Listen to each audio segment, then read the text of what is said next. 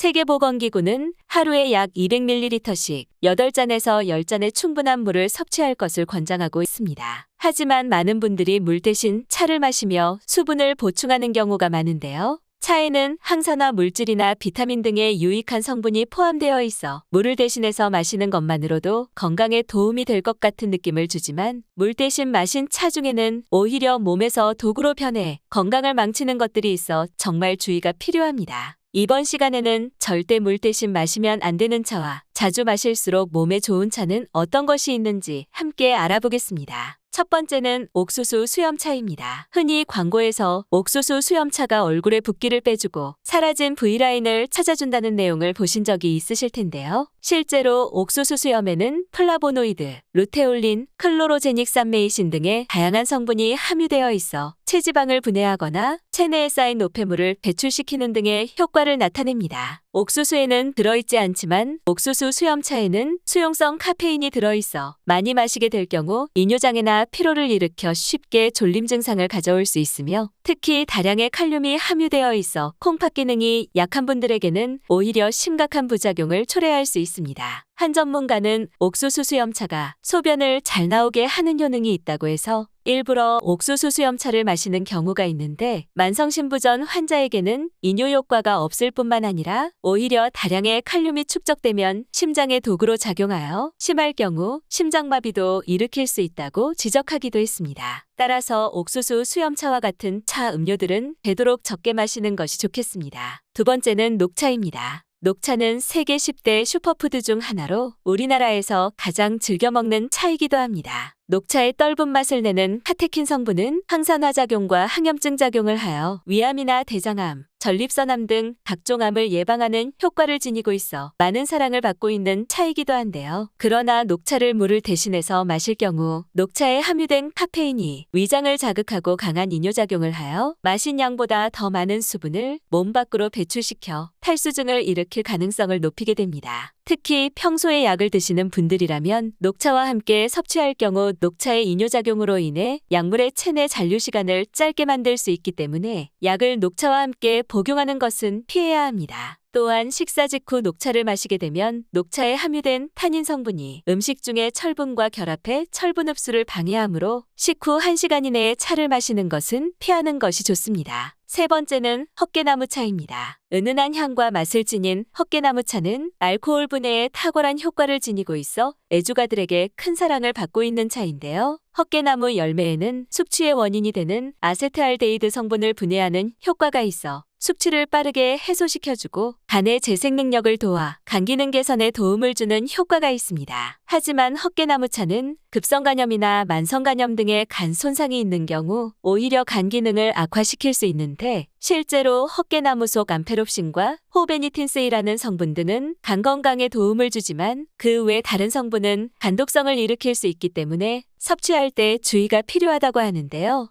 서울 아산병원이 15년간 급성 독성간염과 관련된 급성 간부전 때문에 간이식 수술을 받은 환자들을 분석했더니 헛개나무도 이를 유발하는 주원인 중 하나인 것으로 밝혀졌습니다. 어느 한 대학병원 교수는 헛개는 간독성이 보고되어 있는 상황이고 부작용 우려가 있기 때문에 간 손상이 있는 환자들에 대해서는 섭취금지 품목으로 분류하고 있으며 안전성이 확보될 때까지는 주의가 요구된다고 지적하기도 했는데요. 헛개나무차는 적당량을 섭취했을 때 간이 건강한 분에겐 도움이 될 수 있겠지만 그렇지 못한 분들의 경우 부작용이 나타날 수 있기 때문에 섭취할 때는 반드시 주의가 필요합니다. 네 번째는 메밀차입니다. 고소한 맛과 은은한 향이 일품인 메밀차에는 루틴이라는 성분이 함유되어 있는데 루틴은 곡류 중에서도 유일하게 메밀에만 함유된 기능성 물질로서 혈관의 노폐물을 제거하고 모세혈관을 튼튼하게 해줘 당뇨병이나 동맥경화 등 각종 혈관 질환을 완화하는 데 도움을 줍니다. 하지만 루틴 성분은 이뇨작용을 촉진하는 작용을 하기 때문에 과다 섭취는 피하는 것이 좋으며 차가운 성질을 가진 메밀은 평소 장이 좋지 않으신 분들에게 설사 등을 유발할 수 있어 가급적 소량만 드시는 것이 좋습니다. 다섯 번째는 둥글레차입니다.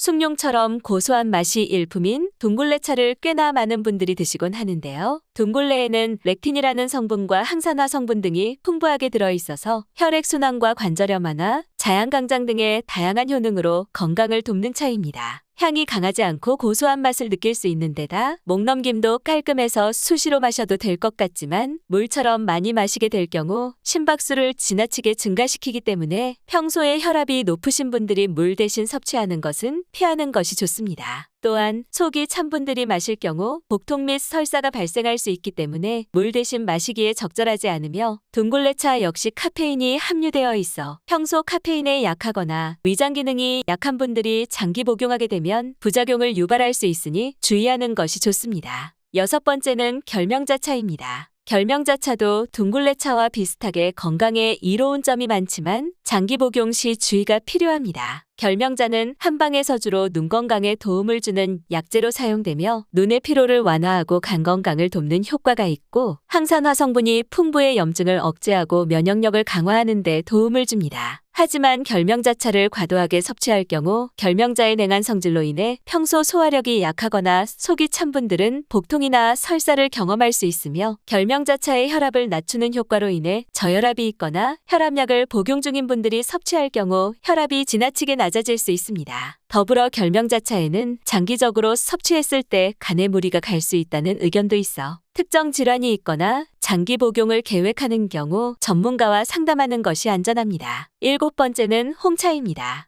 홍차는 차나무에서 어린 잎을 발효시켜서 녹색을 빼내고 말린 것으로 끓는 물에 넣어 달여 먹으면 맑은 홍색을 띠고 향기가 납니다. 홍차는 자유라디칼이라는 활성산소에 의한 산화 스트레스의 발생을 예방하는 천연 항산화제로 각종 암과 만성질환 예방에 효과적입니다. 하지만 홍차를 자주 마시게 되면 카페인 과다 섭취로 인해 가슴 두근거림, 불면증 등의 부작용이 나타날 수 있으며 항우울제나 아스피린 등 소염진 통제와 함께 복용할 경우 약효를 과도하게 증가시키는 부작용이 나타날 수 있어 섭취 시 주의하는 것이 좋습니다. 이처럼 효능이 강해서 약재로 쓰이는 차들은 대부분 이뇨작용을 활발하게 하기 때문에 과다 섭취하게 되면 몸속 수분이 지나치게 많이 빠져나갈 수 있습니다. 일반적으로 이렇게 효능이 있는 차들은 하루에 3잔 이상 마시지 않는 것이 좋습니다. 그렇다면 이와 반대로 자주 마셔도 좋은 차는 어떤 것들이 있을까요? 첫 번째는 현미차입니다. 구수하면서 깔끔한 맛의 현미차는 혈당을 조절하고 당뇨 예방에 도움을 주는데 실제로 미국 하버드대 보건대학원에서 진행된 연구 결과에 따르면 현미를 매주 2번 이상 섭취한 사람은 한 달에 한 번도 먹지 않은 사람보다 당뇨병 위험이 11%나 낮은 것으로 나타났습니다. 또한 항산화 물질로 잘 알려진 비타민 E와 피틴산 성분 등이 풍부한데 이 성분들이 항산화는 물론 항암작용을 나타내고 지방산의 대사를 조절하는 기능을 합니다. 현미차를 끓일 때는 끓이는 시간이 너무 길어질 경우 쓴맛이 날 수도 있으므로 오래 끓이지 않도록 하고 금방 상할 수 있기 때문에 냉장 보관하는 것이 좋습니다. 두 번째는 보리차입니다. 보리차는 집이나 식당이든 언제 어디서나 흔히 접할 수 있는 차인데요. 보리의 배아 부분에 많이 함유되어 있는 토코트리에놀이라는 물질은 간에서 콜레스테롤의 합성 속도를 늦춰주어 혈중 콜레스테롤을 낮춰주는 효능이 있습니다. 또한 보리는 수용성 식이섬유의 하나인 베타글루칸이 풍부하게 함유되어 있기 때문에 소장 내에서 지질과 전분 등을 둘러싸 지방이 체내 흡수되는 것을 방해하여 비만을 예방하고 니트로아민 등의 발암성 물질을 흡착하고 배설시켜 대장암 발생을 억제하는 역할도 합니다. 보리와 같은 곡물차들은 실온에서 금방 상할 수 있기 때문에 반드시 냉장 보관하는 것이 좋습니다. 세 번째는 카모마일 차입니다.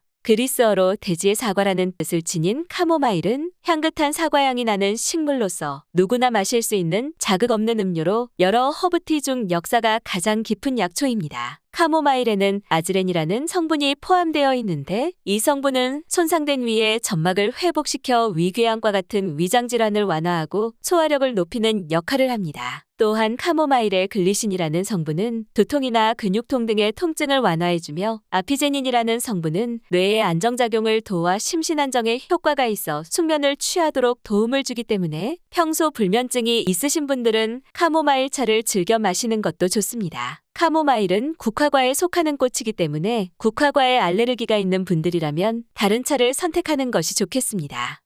오늘은 여기까지입니다. 오늘 영상이 도움이 되셨다면 좋아요와 구독 눌러주시고 소중한 분께 이 영상을 공유해주세요. 저는 더욱 유익한 영상으로 다시 찾아뵙겠습니다. 오늘도 건강하세요.